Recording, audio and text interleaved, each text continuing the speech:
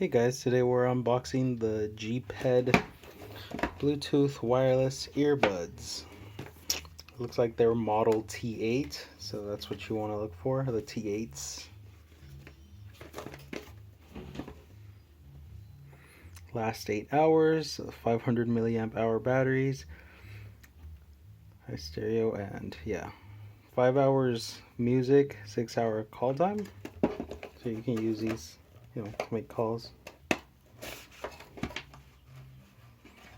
Okay.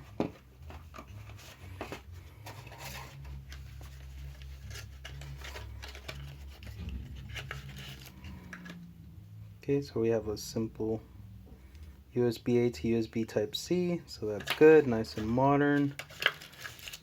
And some earbud tips replacements, so that's useful.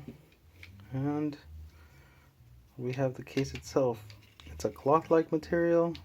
I've compared similar ones before, so it's pretty small, about the size of a little Hot Wheel. It's got a little strap on it, so you could, I guess in theory, attach it to something, and that's what they look like.